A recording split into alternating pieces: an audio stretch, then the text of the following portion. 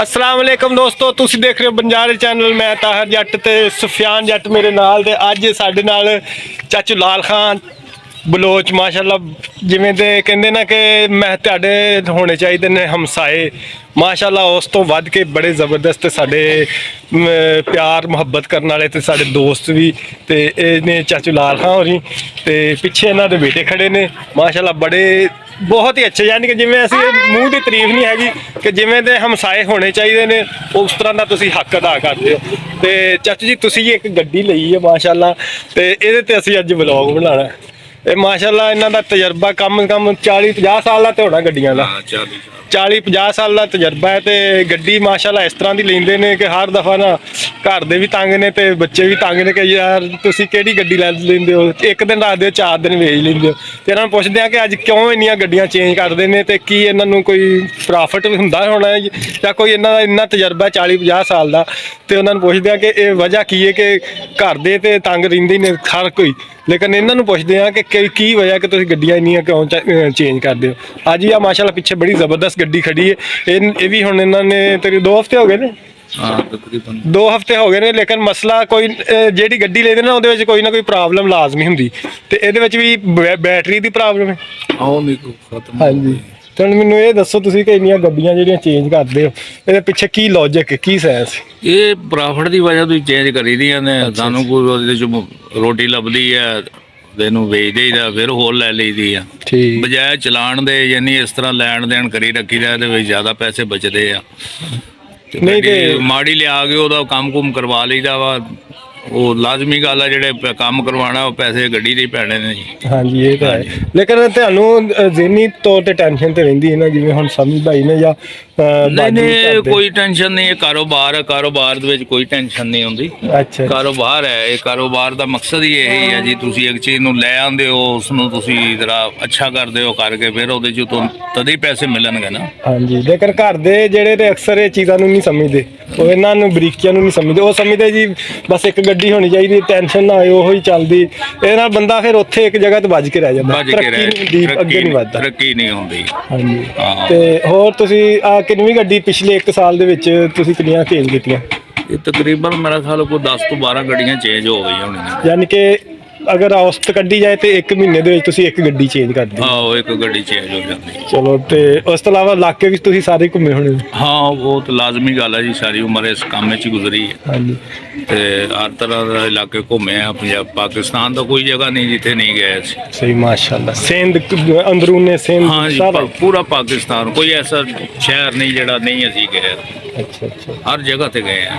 ਤੇ ਤੁਸੀਂ ਜਿਹੜੀ ਆਪਣੀ ਜ਼ਿੰਦਗੀ ਇੰਨੀ ਗੁਜ਼ਾਰ ਲਈ ਹੈ ਤੇ ਕੋਈ ਐਸੀ ਕੋਈ ਨਾ ਨਸੀਹਤ ਕਰੋ ਕਿ ਜਿਹੜੀ ਨਾ ਬੰਦੇ ਨੂੰ, ਯਾਨੀ ਕਿ ਤੁਸੀਂ ਮਿਹਨਤ ਕੀਤੀ ਮਾਸ਼ਾਅੱਲਾ, ਸ਼ੁਰੂ ਤੋਂ ਲਾ ਕੇ ਬੱਚੇ ਪੜ੍ਹਾਏ, ਬੱਚੇ ਵੀ ਬੜੇ ਅੱਛੇ ਤਰਬੀਅਤ ਯਾਫਤਾ ਨੇ, ਮੂੰਹ ਦੀ ਗੱਲ ਨਹੀਂ ਹੈਗੀ। ਵੈਸੇ ਹੀ ਸਾਨੂੰ ਪਤਾ ਨਾ, ਅਸੀਂ ਤੇ ਹੁਣ ਤਕਰੀਬਨ 8 ਸਾਲ ਹੋ ਗਏ ਇਕੱਠੇ ਗੁਜ਼ਾਰ ਰਹੇ ਹਾਂ।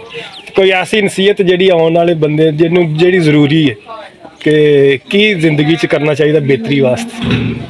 ਬਸ ਜੀ ਤੁਸੀਂ ਕੋਸ਼ਿਸ਼ ਕਰੋ ਬੱਚਿਆਂ ਨੂੰ ਆਪਣੇ ਤਲੀਮੀ ਦੀਨੀ ਤਲੀਮ ਸਿਖਾਉਣ ਦੀ ਤੇ ਅਦਬ ਸਿਖਾਉਣ ਦੀ ਕੋਸ਼ਿਸ਼ ਕਰੋ। ਬੰਦੇ ਦੀ ਜ਼ਿੰਦਗੀ ਤਾਂ ਹੀ ਅੱਛੀ ਹੁੰਦੀ ਹੈ ਅਗਰ ਉਹਦਾ اخلاق ਅੱਛਾ ਹੋਏ, ਅਦਬ ਹੋਏ। ਬਿਲਕੁਲ ਬਿਲਕੁਲ। ਤੇ ਇਹ ਚੀਜ਼ ਅਸੀਂ ਤੁਹਾਡੇ ਤੋਂ ਨਾ ਬਹੁਤ ਜ਼ਿਆਦਾ ਸਿੱਖੀ। ਅਸੀਂ ਤਕਰੀਬਨ 8 ਸਾਲ ਹੋ ਗਏ ਆਪਾਂ ਇੱਥੇ ਰਹਿੰਦੇ। ਹਾਂ ਜੀ ਤਕਰੀਬਨ। ਆ ਇਹਨਾਂ ਦਾ ਘਰ ਹੈ ਤੇ ਉਹ ਆ ਨਾਲ ਮੇਰਾ ਘਰ ਹੈ। 8 ਸਾਲਾਂ ਦੇ ਵਿੱਚ ਕਦੀ ਇਸ ਤਰ੍ਹਾਂ ਨਹੀਂ ਹੋਇਆ, ਕਦੀ ਇੱਕ ਦਿਨ ਵੀ ਇਸ ਤਰ੍ਹਾਂ ਨਹੀਂ ਹੋਇਆ ਕਿ ਕਦੀ ਇਹਨਾਂ ਨੂੰ ਸਾਡੇ ਕੋਲੋਂ ਜਾਂ ਸਾਨੂੰ ਇਹਨਾਂ ਕੋਲ ਕੋਈ ਇੱਕ ਥੋੜਾ ਬਹੁਤਾ ਇਤਰਾਜ਼ ਹੁੰਦਾ ਹੈ। ਤੇ ਜ਼ਿੰਦਗੀ ਦਾ ਨਾਮ ਹੀ ਇਹੋ ਹੈ ਕਿ ਇੱਕ ਦੂਸਰੇ ਨਾਲ ਮੇਲ ਮਿਲਾ ਕੇ ਰਹਿਣਾ ਚਾਹੀਦਾ, ਮੁਹੱਬਤ ਰੱਖਣੀ ਚਾਹੀਦੀ, ਇੱਕ ਦੂਸਰੇ ਦੇ ਨਾਲ ਮਿਲ ਕੇ ਰਹੋ, ਮੁਹੱਬਤ ਰੱਖੋ, ਇੱਕ ਦੂਸਰੇ ਦੀ ਇੱਜ਼ਤ ਕਰੋ। ਬਿਲਕੁਲ ਬਿਲਕੁਲ। ਬਸ ਇਹੀ ਹੈ। ਹੋਰ ਇਸ ਦੇ ਵਿੱਚ ਜ਼ਿੰਦਗੀ 'ਚ ਇਹੀ ਹੈ ਜੀ, 4 ਦਿਨ ਦੀ ਜ਼ਿੰਦਗੀ ਹੈ ਤੇ ਇਹਨੂੰ ਅੱਛਾ ਗੁਜ਼ਾਰੋ ਬਸ। ਬਿਲਕੁਲ ਜੀ ਬਿਲਕੁਲ।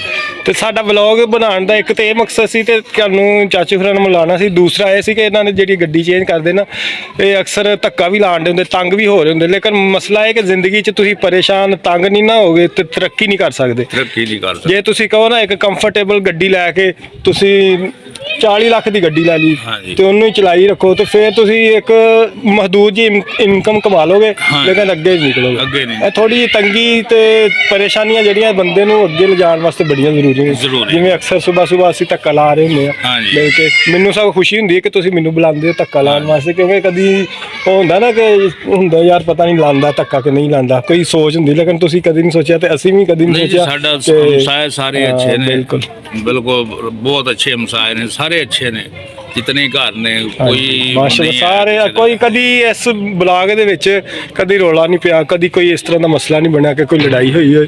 ਤੇ ਇਹਦੇ ਨਾਲ ਹੀ ਅੱਜ ਦਾ ਵਲੌਗ ਅਸੀਂ ਐਂਡ ਕਰਦੇ ਹਾਂ ਤੇ ਜ਼ਿੰਦਗੀ 'ਚ ਅੱਗੇ ਵਧਣ ਵਾਸਤੇ ਤੁਹਾਨੂੰ ਦੱਸਾਂ ਸੀ ਕਿ ਆ ਜਿਹੜੀਆਂ ਛੋਟੀਆਂ-ਮੋਟੀਆਂ ਪਰੇਸ਼ਾਨੀਆਂ ਹੁੰਦੀਆਂ, ਅੱਜ ਇਹਨਾਂ ਦੀ ਗੱਡੀ ਖੜੀ ਹੈ, ਇਹਨਾਂ ਦੀ ਹੋ ਸਕਦਾ ਅੱਜ ਦੀ ਦਿਹਾੜੀ ਵੀ ਟੁੱਟ ਗਈ ਹੋਏ, ਲੇਕਿਨ ਮਸਲਾ ਹੈ ਕਿ ਇਸ ਗੱਡੀ ਖੜੀ ਦੇ ਨਾਲ ਥੋੜਾ ਬਹੁਤ ਨੁਕਸਾਨ ਹੋਇਆ, ਲੇਕਿਨ ਇਹਨਾਂ ਦੀ ਜਿਹੜੀ ਗੱਡੀ ਚੇਂਜ ਕਰਦੇ ਜਾਂ ਮਜ਼ੀਦ ਖਰੀਦਦਾਰੀ ਬਾਰਗੇਨ ਕਰਦੇ, ਗੱਡੀ ਲੈ ਲਈ ਵੇਚ ਲਈ, ਇਹਦੇ ਵਿੱਚ ਜਿੰਨਾ ਪ੍ਰੋਫਿਟ ਹੈ ਉਹ ਹੋ ਸਕਦਾ ਅਸੀਂ ਸੋਚ ਵੀ ਨਾ ਸਕੀਏ। ਅਸੀਂ ਇਹ ਸੋਚਦੇ ਹਾਂ ਕਿ ਇਹਨਾਂ ਦੀ ਗੱਡੀ ਖੜੀ ਰਹਿੰਦੀ। ਹਰ ਇੱਕ ਦੀ ਜ਼ਿੰਦਗੀ ਜਿਹੜੀ ਆਪਣੇ ਤਰੀਕੇ ਨਾਲ ਜੀ ਰਿਹਾ ਨਾ, ਤੇ ਉਹ ਉਹਨੂੰ ਹੀ ਪਤਾ ਤੇ ਕਿੰਨੀ ਤਰੱਕੀ ਕਰ ਰਿਹਾ। ਅਸੀਂ ਇਹੋ ਹੀ ਸਮਝਦੇ ਯਾਰ ਇਹਨਾਂ ਦਾ ਕਾਰੋਬਾਰ ਇਸ ਤਰ੍ਹਾਂ ਦਾ, ਇਹਨਾਂ ਦੀ ਗੱਡੀ ਚੇਂਜ ਹੁੰਦੀ, ਹੋ ਸਕਦਾ ਘਰ ਦੇ ਵੀ ਕਹਿੰਦੇ ਹੋ, ਘਰ ਦੇ ਵੀ ਅਕਸਰ ਕਹਿੰਦੇ ਇਹ ਗੱਡੀ ਕਿਹੜੀ ਲੈ ਲੈਂਦੀ ਤੁਹਾਡੇ ਚਾਚੂ ਨੇ, ਖੜੀ ਰਹਿੰਦੀ ਕੋਈ। ਤੇ ਲੇਕਿਨ ਮਸਲਾ ਹੈ ਕਿ ਅਸਲ ਚੀਜ਼ ਜਿਹੜੀ ਹੈ ਨਾ ਇਹ ਵੇ ਕਿ ਤੁਸੀਂ ਆਪਣੀ ਜ਼ਾਤ ਤੋਂ ਤੇ ਕਿੰਨੇ ਮੁਤਮਿਨ ਤੇ ਜ਼ਮੀਰ ਤੋਂ ਕਿੰਨੇ ਮੁਤਮਿਨ। ਕਿਸੇ ਨਾਲ ਯਾਨੀ ਕਿ ਤੁਸੀਂ ਗੱਡੀਆਂ ਚੇਂਜ ਕਰਦੇ ਉਹਦੇ ਪ੍ਰੋਫਿਟ ਹਰ ਚੀਜ਼ ਦੇ ਵਿੱਚ ਨਾ ਅੱਲਾਹ ਤਾਲਾ ਨੇ ਕਾਰੋਬਾਰ ਦੇ ਵਿੱਚ ਪ੍ਰੋਫਿਟ ਰੱਖਿਆ ਤੇ ਇਹ ਵੀ ਇੱਕ ਪ੍ਰੋਫਿਟੇਬਲ ਕੰਮ ਹੈ, ਲੇਕਿਨ ਥੋੜੀ ਤੰਗੀ ਹੋ ਜਾਂਦੀ, ਕਦੀ ਕਦੀ ਮਾੜਾ ਮਾਲ ਲੱਭ ਜਾਂਦਾ ਹਾਂ ਹੋਣਾ, ਜੀ, ਇਸ ਤਰ੍ਹਾਂ ਹੈ ਬਿਲਕੁਲ, ਕਦੀ ਕੋਈ ਅੱਛਾ ਲੱਗ ਅੱਛਾ ਜਾਂਦਾ। ਮਿਲ ਜਾਂਦਾ। ਚਲੋ ਮਾਸ਼ਾਅੱਲਾ, ਬਹੁਤ ਬਹੁਤ ਸ਼ੁਕਰੀਆ ਚਾਚੂ ਜੀ, ਸਾਡੇ ਵਾਸਤੇ ਤੁਸੀਂ ਟਾਈਮ ਦਿੱਤਾ। ਇਹਨਾਂ ਨੇ ਜਾਣਾ ਸੀ ਅੱਜ ਕਿਤੇ ਤੇ ਸਾਡੀ ਵਜ੍ਹਾ ਤੋਂ ਰੁਕੇ ਹੋਏ ਨੇ। ਤੇ ਅੱਜ ਦਾ ਵਲੌਗ ਇੱਥੇ ਹੀ ਐਂਡ ਕਰਦੇ ਆ, ਅਗਲੀ ਵੀਡੀਓ 'ਚ ਇਨਸ਼ਾਅੱਲਾ ਫੇਰ ਮਿਲਾਂਗੇ। ਅੱਲਾਹ ਹਾਫਿਜ਼।